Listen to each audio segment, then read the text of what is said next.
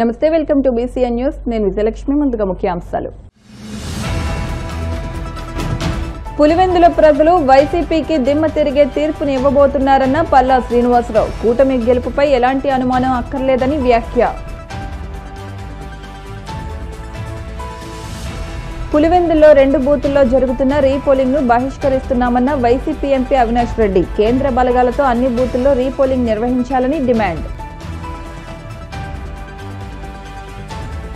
Mangalagiri Janasena party కార్యాలయంలో జనవాణి కార్యక్రమం. ప్రజల నుంచి అర్జీలు స్వీకరించిన ఉంగుటూరు ఎమ్మెల్యే పచ్చమట్ల ధర్మరాజు.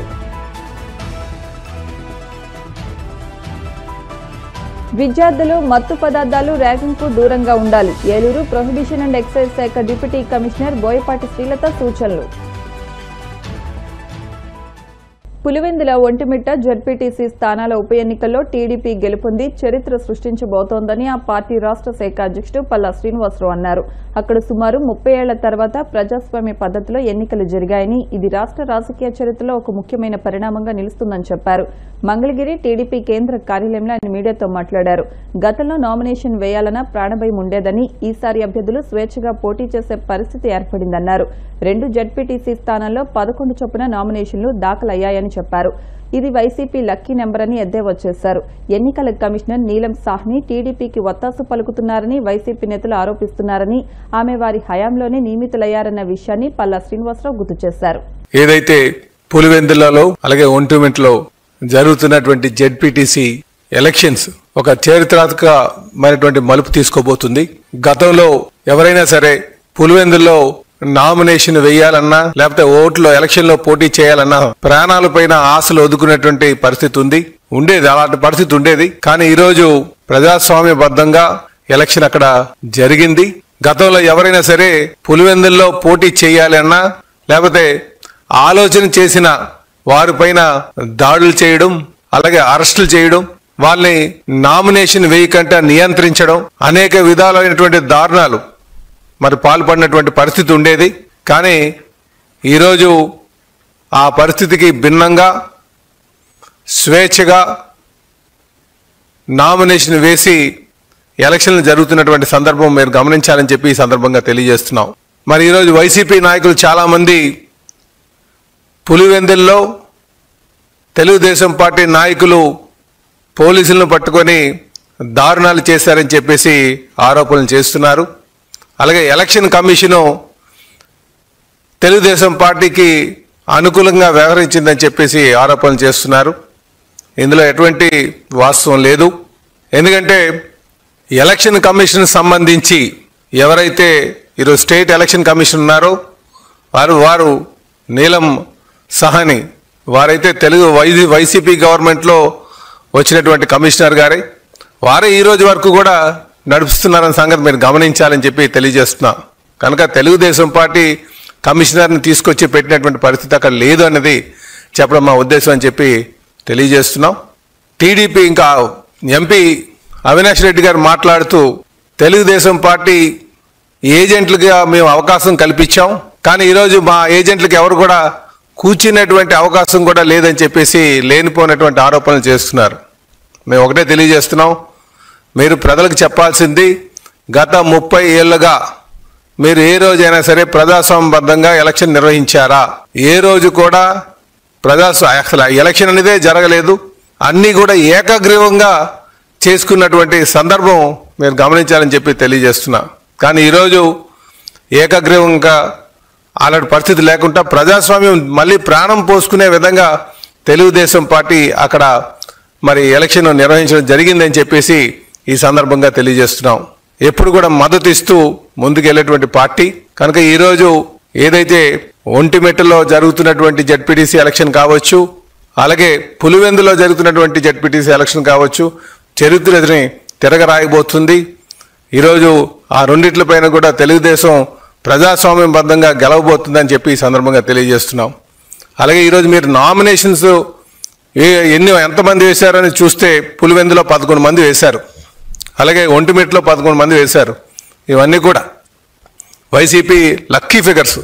ఎవరిని ఏ ఓటర్ని కూడా భయభ్రాంతులు గురి చేసేటువంటి పరిస్థితి కూడా లేదు. కేవలం వీరన్నీ కూడా వైసీపీ నాయకులు చేస్తున్నటువంటి ఆరోపణలు మాత్రమే అని చెప్పేసి తెలియజేస్తున్నాం. అక్కడ ఎలక్షన్ కమిషన్ మీద చేసినటువంటి ఆరోపణలు కావచ్చు, లేకపోతే ఓట్లు రిగ్గింగ్ అని చెప్పినటువంటి ఆరోపణలు కావచ్చు, ఇందులో ఎటువంటి వాస్తవాలు లేవు. కేవలం ఓటమి పాలైపోతున్నారనే భయంతోనే ఇలాంటి ఆరోపణలు చెప్తున్నారని చెప్పి ఈ సందర్భంగా తెలియజేస్తున్నాం. అలాగే మీరు వైసీపీ నాయకులు చూస్తుంటే వాళ్ళు చెప్పేటువంటి ప్రతి మాట కూడా మేము ఇక్కడ నియంత్రణ పాలన సాగుతుంది, పోలీసులు దౌర్జన్యం చేస్తున్నారు, ఎలక్షన్ కమిషన్ ఎవరు కూడా సహకరించట్లేదని చెప్పేసి చేస్తున్నవన్నీ కూడా అవాస్తవాలు. ఈరోజు అక్కడ ప్రజాస్వామ్యబద్ధంగా ఎలక్షన్ నడిచింది. దానికి ప్రజలు స్వేచ్ఛగా వచ్చి మద్దతు పలుకుతున్నారు. తెలుగుదేశం పార్టీ రేపు గెలవబోతుందని చెప్పేసి ఈ సందర్భంగా తెలియజేస్తున్నాం. పులివెందులో జడ్పీటీసీ ఉప ఎన్నికకు సంబంధించి 2 బూతుల్లో ఉప ఎన్నిక జరుగుతోంది. నిన్న జరిగిన పోలింగ్ సందర్భంగా అవకతవకలు జరిగాయంటూ వైసీపీ ఫిర్యాదు చేయడంతో 2 బూతుల్లో ఎన్నికల సంఘం ఆదేశాల మేరకు ఈ రోజు ఉప ఎన్నిక జరుగుతోంది. ఈ సందర్భంగా వైసీపీ ఎంపీ అవినాష్ రెడ్డి సంచలన వ్యాఖ్యలు చేశారు. రీపోలింగ్ ను తాము బహిష్కరిస్తున్నామని తెలిపారు. అన్ని పోలింగ్ బూతుల్లో అవకతవకలు జరిగిన విషయాన్ని నిన్న రాష్ట్ర ప్రజలందరూ చూశారని, కానీ 2 బూతుల్లో మాత్రమే రీపోలింగ్ నిర్వహిస్తున్నారని విమర్శించారు. కంటి తుడుపు చర్యగా రీపోలింగ్ నిర్వహిస్తున్నారని అన్నారు. పులివెందుల్లో సరికొత్త సంస్కృతిని ముఖ్యమంత్రి చంద్రబాబు తీసుకొచ్చారని మండిపడ్డారు. కేంద్ర బలగాలతో రీపోలింగ్ నిర్వహించాలని ఆయన డిమాండ్ చేశారు. వేలాది మంది పులివెందుల మండలానికి వచ్చి ప్రతి బూత్ దగ్గర కనీసం ఒక 500-600 మంది ప్రతి బూత్ దగ్గర తెలుగుదేశం పార్టీ కార్యకర్తలు ఇతర నియోజకవర్గాల నుంచి వచ్చిన వాళ్ళు ఉండి పోలింగ్ ఏజెంట్స్ ను లోపలికి పోనీయకుండా ఏజెంట్ ఫామ్స్ చింపడము, ఓటు వేయడానికి వచ్చిన ఓటర్ దగ్గర ఓటర్ స్లిప్స్ లాక్కొని వాళ్లే లోపలికి వెళ్ళి దొంగ ఓటు వేయడము, ఏ రకంగా ఈ తంతంతా నడిచిందో జరిగిందో నిన్నంతా మనం చూసినాం. మరి ఈరోజు నిన్న మిడ్నైట్ అంటే అర్లీ అవర్స్లో ఉదయం 2 గంటల పైచిలుకు సమయంలో రీపోలింగ్ పేరుతో ఒక ప్రొసీడింగ్ ఇష్యూ అయింది. ఆ రీపోలింగ్ కేవలం 2 బూతుల్లో మాత్రమే, అచ్చివిల్లి అండ్ కొత్తపల్లి, ఈ 2 బూతుల్లో మాత్రమే రీపోలింగ్ అని చెప్పి మేము ఎన్నికల కమిషన్ను చాలా స్పష్టంగా అడిగాం. 15 బూతుల్లో రీపోలింగ్ జరపాల్సిందే,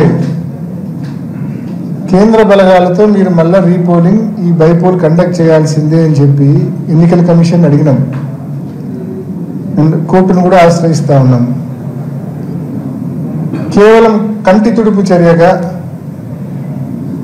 దొంగోట్లు పడినాయి ఆ 2 చోట్ల అని చెప్పి రీపోల్ కండక్ట్ చేయడం అనేది ఎన్నికల కమిషను కోర్టుకు చెప్పడానికి ఒక కారణంగా చూపించేదానికే పెట్టినట్టు మాకు అనిపిస్తూ ఉంది. దీంట్లో ఎటువంటి శాంటిటీ లేదు. ఎందుకంటే it is crystal clear. 15కు 15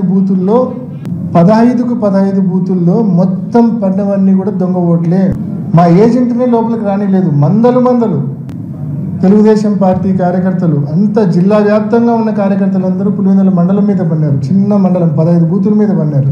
so అన్ని బూతుల్లో ఈ మాదిరి దొంగోట్లు పడినప్పుడు నిన్న నలపరెడ్డిపల్లె ఎన్ని ఆధారాలతో సహా, ఎర్రిపల్లె ఎన్ని ఆధారాలతో సహా బయటకు వచ్చినాయి. ఎర్రిపల్లెలో ఈ కమలాపురంలో లేచింది, నలపరెడ్డిపల్లెలో జమ్మమడుగులు లేచింది, ఆధారాలతో సహా బయటకు వచ్చినాయి. ఇంత క్రిస్టల్ క్లియర్గా ప్రూఫ్స్ ఉండగా మీరు కంటి తుడుపు చర్యగా కేవలం 2 బూతులతో పెడతా ఉన్నారంటే అసలు ఈ డ్రామా ఎందుకు మీరు చేస్తూ ఉన్నారనే ప్రశ్నలు కూడా తలెత్తుతూ ఉన్నాయి. బహుశా ఈ 2 బూతుల్లో దొంగోట్లు వేసేటప్పుడు ఆడవాళ్ళ పేరుతో కూడా మగవాళ్ళే దొంగోట్లు వేసేసి ఉంటారు. దాన్ని కవరప్ చేసుకోవడం కోసం ఈరోజు ఈ రీపోలింగ్ అనే డ్రామా ఏమన్నా తీసుకొచ్చారు. లేకుంటే వైఎస్ఆర్సీపీ కోర్టును ఆశ్రయిస్తామని చెప్పింది. కోర్టును ఆశ్రయిస్తే మనం చెప్పుకోవడానికి ఏదో ఒక కారణం ఉండాలి కదా అని చెప్పి ఈ రీపోలింగ్ డ్రామాకు తెరదీశారా? సో ఏది ఏమైనా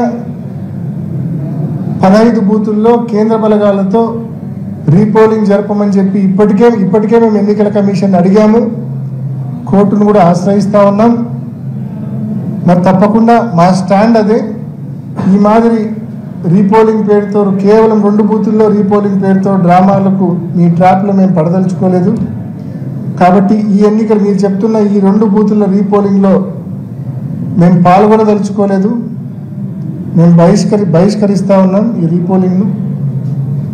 నిన్న ఏ రకంగా మీరు వైఎస్ఆర్ కాంగ్రెస్ పార్టీ పోలింగ్ ఏజెంట్స్ను బూతుల దగ్గర మీ వాళ్ళతో బలవంతంగా దాడి చేయించి, పోలీసుల సంపూర్ణ సహాయ సహకారాలతో మా వాళ్ళ మీద దాడి చేయించి ఏజెంట్ ఫామ్స్ లాక్కొని వెనక్కి పంపించారో, ఏ రకంగా అయితే ఓటర్ల దగ్గర బలవంతంగా ఓటర్ స్లిప్పులు లాక్కొని లోపలికి వెళ్ళి దొంగోట్లు వేశారో, మొత్తానికి నిన్న మీరు ప్రజాస్వామ్యాన్ని కూనీ చేశారు. మొత్తం 15 బూతుల్లో కూనీ చేశారు. జనసేన పార్టీ ఎమ్మెల్యేలు జనవాణి కార్యక్రమంలో పాల్గొని రాష్ట్రంలోని పలు ప్రాంతాల నుండి వచ్చిన ప్రజల సమస్యలకు సంబంధించి అర్జీలు స్వీకరిస్తున్నారు. అనంతరం వాటిని అధినేత దృష్టికి తీసుకెళ్లి పరిష్కరిస్తామని హామీ ఇస్తున్నారు. ఈ నేపథ్యంలో మంగళగిరి జనసేన పార్టీ కేంద్ర కార్యాలయంలో నిర్వహించిన జనవాణి కార్యక్రమంలో పలు ప్రాంతాల నుంచి వచ్చిన ప్రజల నుంచి ఉంగుటూరు ఎమ్మెల్యే ధర్మరాజు అర్జీలు స్వీకరించారు. పలు సమస్యలపై తక్షణం సంబంధిత అధికారులతో మాట్లాడి పరిష్కార మార్గాలు చూపారు.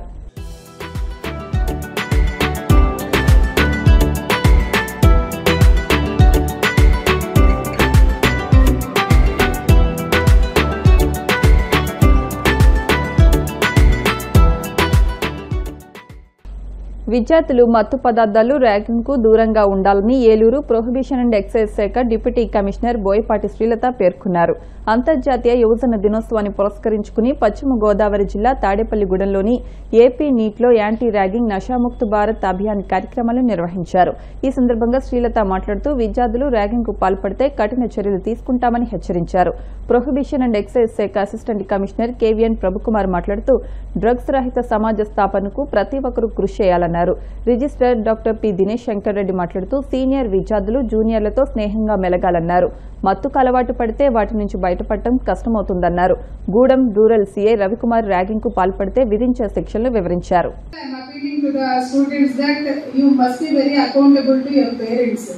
So I am congratulating each and everybody that you are pursuing your engineering graduation in a prestigious institute.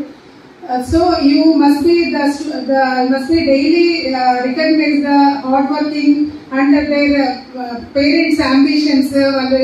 So you must be very accountable to your parents first. And next one, choose good peer group, whoever useful to enrich your career.